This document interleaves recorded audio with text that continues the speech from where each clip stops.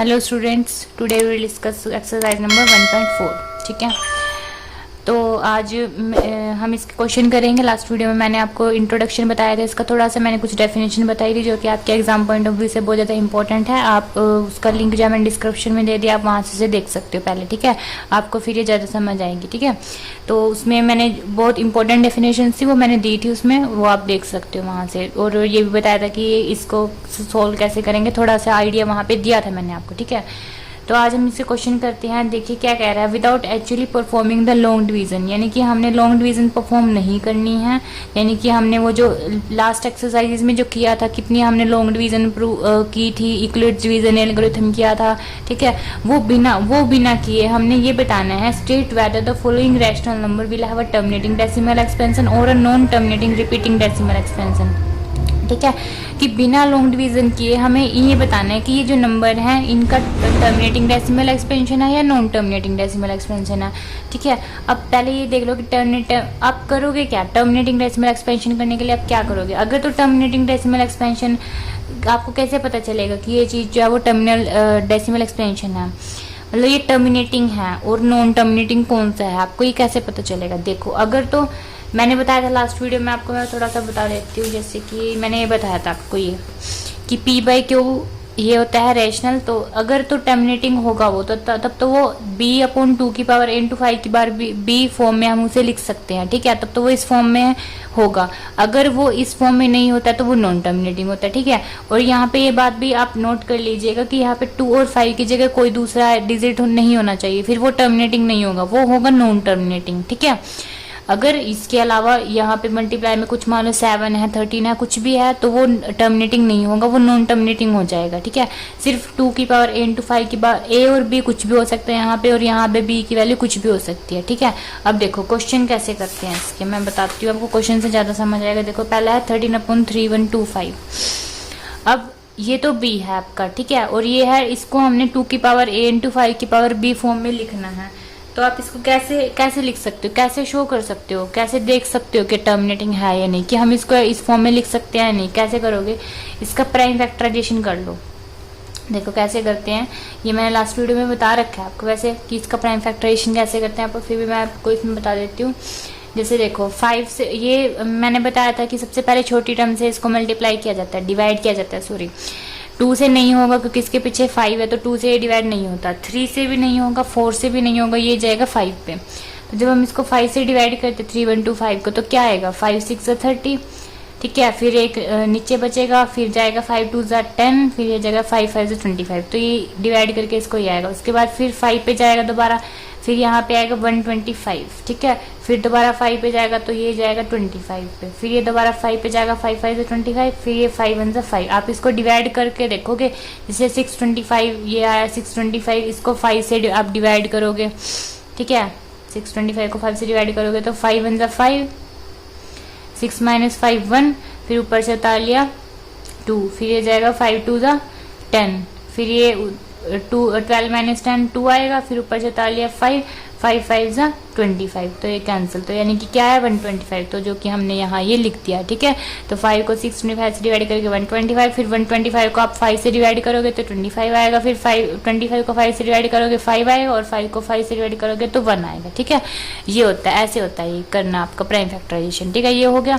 अब देखो, अब आप इसको लिख सकते हो 13/5 कितने हैं यहाँ पे, 1 2 3 4 5 5 है, तो लिख सकते हो 5 की पावर 5। ठीक है, ये लिख सकते हो। और अब हमने तो बनाना 2 की पावर A, हमने बनानी है 2 की पावर A इंटू 5 की पावर B। अब देखो 5 की पावर B तो बन रही है, B तो कुछ भी हो सकता है यहाँ पे। ठीक है, कुछ भी हो सकता है, 5 की पावर B तो बन रही है, लेकिन 2 की पावर A नहीं बन रही, तो हम क्या करेंगे, 2 की पावर 0 कर देंगे, क्योंकि 2 किसी की भी पावर अगर 0 हो तो वो 1 होता है। ठीक है, ये बात आप नोट कर लीजिएगा कि किसी की भी पावर अगर 0 हो तो वो 1 होता है। तो हम यहाँ पे अगर हम 2 की पावर 0 लिख भी देते हैं तो यहाँ पे कोई फर्क नहीं पड़ेगा। ठीक है, तो 13/5 की पावर 5 इंटू 2 की पावर 0, तो हाँ हमने ये उस फॉर्म में लिख दिया। किस फॉर्म में लिख दिया, B/2 की पावर इंटू 5 की पावर B। अब देखो कैसे करोगे, अब लिखोगे क्या इसमें, आप एग्जामिनर को समझाने के लिए थोड़ा बहुत आपको लिखना भी पड़ेगा ना, द प्राइम फैक्टराइजेशन। ये ना मैं आपको बस इस क्वेश्चन में लिखवा देती हूँ, आगे आप क्वेश्चन में आप खुद लिख लेना। ठीक है, ऑफ, क्योंकि सेम ही है, सब में यही लाइन लिखनी है, सेम ही है। देखो क्या लिखोगे, प्राइम फैक्टराइजेशन ऑफ डेनोमिनेटर, ये है denominator. Prime factorization of denominator is of the form, denominator कौन सा होता है, ये नीचे वाला, और न्यूमिनेटर होता है ऊपर वाला, ऊपर वाला न्यूमिनेटर, नीचे वाला डेनोमिनेटर। तो डेनोमिनेटर का prime factorization is of the form, किस फॉर्म का है, फॉर्म ऑफ 2 की पावर n इंटू 5 की पावर m फॉर्म का है। सो इट हैज टर्मिनेटिंग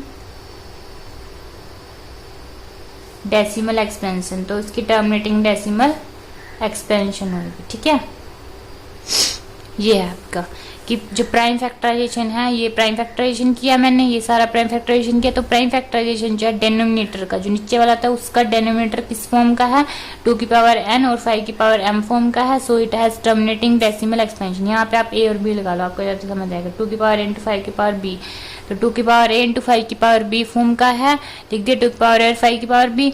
तो सो it has terminating decimal expansion, तो ये क्या हो गया आपका, टर्मिनेटिंग डेसिमल एक्सपेंशन हो गया। ठीक है, अब देखो इसका सेकेंड पार्ट है इसका 17/8, ये है। अब देखो 17/8 को कैसे लिखोगे, अब ये तो पता ही है आपको, 8 का करोगे जब आप 8 का करोगे जब, तो 2 4 जा 8, ठीक है, 2 2 जा 4 और 2 1 जा 2। अब 8 को कितना लिख सकते हैं, 2 की पावर 3 लिख दिया, 2 पावर 3 इंटू 5 का तो कुछ है नहीं, तो 5 को क्या करोगे, वही वाला 5 की पावर 0 लिख दोगे।